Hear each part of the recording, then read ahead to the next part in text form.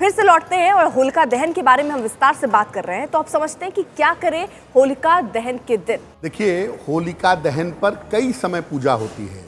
सुबह भी होती है, दोपहर को भी होती है, संध्या को भी होती है।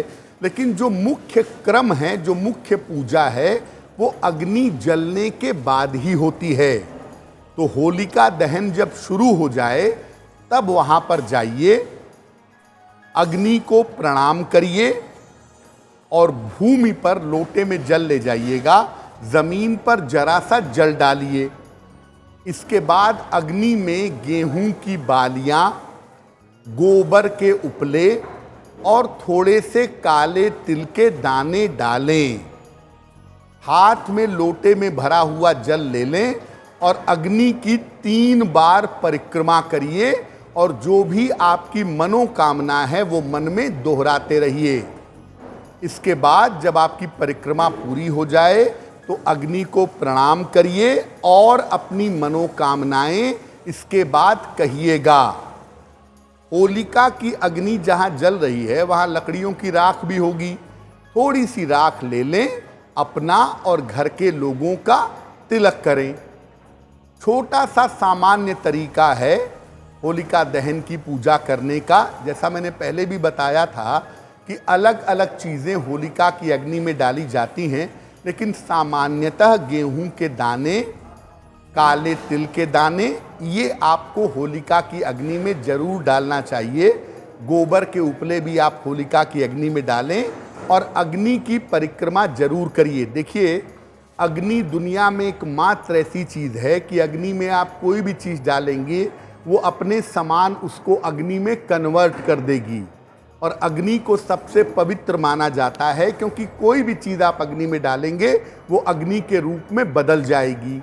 इसीलिए देखिए, विवाह के समय भी हम अग्नि को साक्षी मानकर उसकी प्रदक्षिणा करते हैं। तो होलिका दहन की जो अग्नि जल रही है, आपको उसकी भी कम से कम 3 प्रदक्षिणा, 3 परिक्रमा करना आपके लिए बेहतर होगा।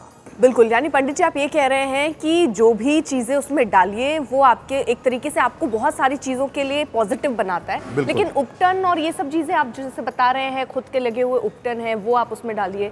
आज के दौर में तो होलिका दहन एक ऐसा जहाँ पर लोग जाते हैं कुछ सामग्री के साथ, जैसे गेहूँ की बाली या जो भी आपने कहा, उसी के साथ होलिका दहन मनाते हैं। लेकिन ये उपटन का क्या आशय है और ये करना कितना ज़रूरी है?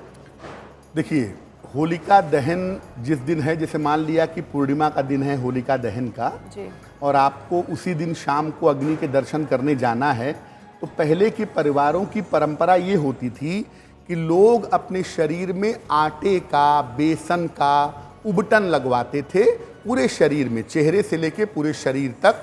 और उबटन का मतलब वो आपकी, जब उसको आप हटाएंगे अपने शरीर से, रगड़ कर हटाएंगे, तो आपकी सारी बीमारियों को, आपकी सारी निगेटिविटी को उबटन के साथ निकाला जाएगा शरीर से। और निकालने के बाद उस उबटन को ऐसे ही कूड़े में नहीं फेंका जाता। जो होलिका दहन वाले दिन उबटन लगाया जाता है, इस उबटन को फिर इकट्ठा करके होलिका की जलती अग्नि में डाल देते हैं। अगर आप बहुत लंबे समय से बीमार हैं, आपको लगता है कि बार बार आपको नज़र लग जाती है, बुरी बलाएं हैं आपके ऊपर, आपकी कोई ख़राब ग्रह दशा चल रही है, ऐसी स्थिति में मेरा निवेदन है कि होलिका दहन 24 तारीख को है, तो 24 तारीख को दिन के समय में अपने परिवार के, अपने माता से, पत्नी से या अपने घर के किसी व्यक्ति से उबटन अच्छी तरह लगवाएं, उसे शरीर से हटाएं, छुड़ाएं और निकलने के बाद उसे इकट्ठा करके आप होलिका की अग्नि में डालिए। आपको चमत्कारी फ़ायदा ज़रूर मिलेगा। एस्ट्रो तक ऐप पर आपको मिलेगा भविष्य से जुड़े हर सवाल का जवाब। डाउनलोड कीजिए एस्ट्रो तक ऐप और चुटकी में जुड़िए इंडिया के बेस्ट एस्ट्रोलॉजर से।